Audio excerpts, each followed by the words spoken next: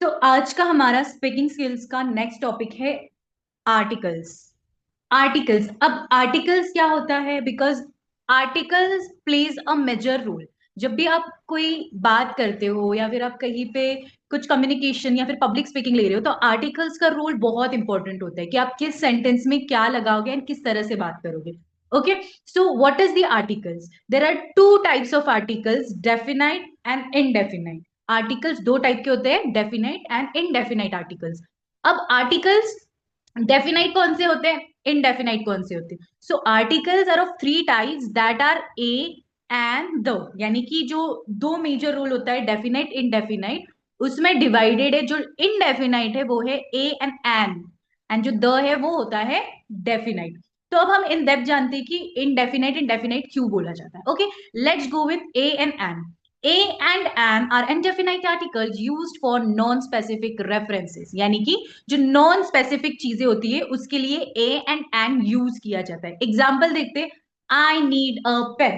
Okay, I need a book. देखो, हमें पता नहीं है कौन सा पेन है वो, कोई भी पेन हो सकता है क्योंकि स्पेसिफिक चीज मेंशन नहीं की है। हमें पता नहीं है आप कौन सा पेन मांग रहे हो। अगर आप कोई शॉप पर जा रहे हो, आप उसको बोल रहे हो कि मुझे ये पेन चाहिए, तो आपको पता नहीं है ना, शॉप वाले को पता नहीं आपको कौन सा पेन चाहिए जब तक आप उसको मेंशन नहीं करते। नेक्स्ट आता है दी। द भी बोला जाता है इसको, दी भी बोला जाता है। The is the definite article used for specific references. अब द कहां पर यूज होता है? स्पेसिफिक चीजें मेंशन की जाती है। I need the pen, I need the book. कौन सी बुक, कौन सा पेन, ये आपको ऑलरेडी पता है।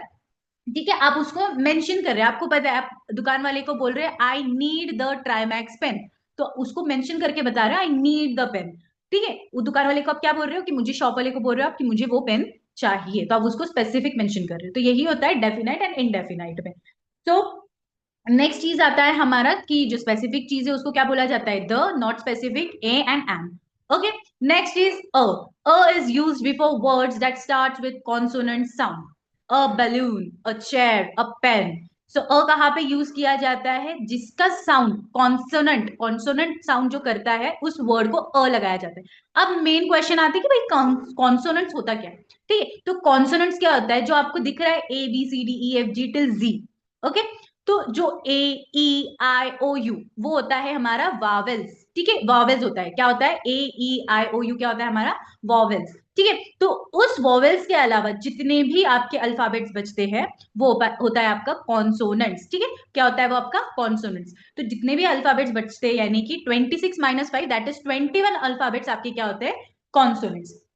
ठीक है, अब नेक्स्ट चीज आती है ये कि कॉन्सोनेंट्स जो होते हैं, अभी ए एंड एन में कॉन्सोनेंट्स एंड वोवल बहुत इंपॉर्टेंट रोल प्ले करते हैं। अब जैसे ए में हमने देखा है कि यहाँ पर जो वर्ड्स की साउंड कॉन्सोनेंट होते हैं उसको अ लगता है। क्या लगता है? अ लगता है।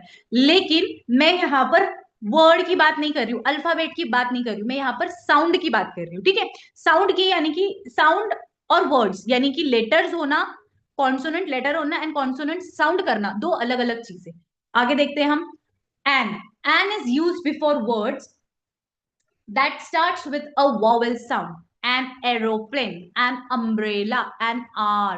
N aeroplane. अब एन एरोप्लेन क्या होता है? ए आता है। ए क्या होता है हमारा? हमारा क्या होता है? कॉन्सोनेंट होता है, राइट? लेकिन सॉरी, हमारा वॉवेल होता है। A aeroplane, an aeroplane, an umbrella, an hour. ठीक है, अब वो कैसे साउंड कर रहा है? ठीक है, अगर आपने फर्स्ट टू एग्जांपल्स आपने देखे तो वहां पर वोवेल ऑलरेडी है, लेकिन जो लास्ट एग्जांपल है हमारा एन आर, ठीक है, सेकंड लास्ट जो एग्जांपल है वहां पर क्या साउंड हो रहा है? R, O U R sound हो रहा है। तो जहां पे आर साउंड हो रहा है यानी कि वोवेल क्या है हमारा? ओ, तो वो आया है। ठीक है, an MBA degree is hard. अगर आप देख रहे हो एन एमबीए, यानी कि M is equals to E M. E M, M, M. तो कहां से स्टार्ट हो रहा है? ई एम से स्टार्ट हो रहा है, इसीलिए वहां उससे एमबीए के पहले क्या लगा है? एन लगा है। तो N MBA degree is hard. ठीक है, आई होप यहां तक क्लियर है।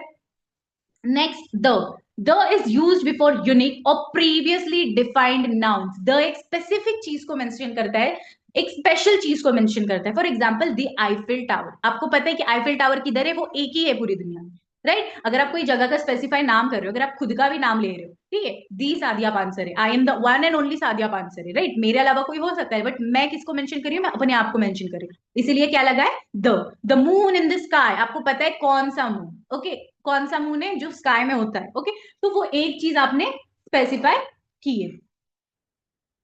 सो मुझे ये बताना है आपको, A and an R based on the sound that follows, not the letter. अगर आपने यहां पर देखा है तो ए एंड एन जो है वो साउंड पर डिपेंड करता है, लेटर पर नहीं। अगर आपने एमबीए वाला चीज भी देखा होगा तो E M M M B A, तो वो साउंड के हिसाब से हो रहा है। तो वही चीज है कि ए एम द में। ओके, तो ये हमारा यहाँ तक आज का हमारा आर्टिकल्स का सेशन था। आज के लिए इतना ही। Thank you everyone.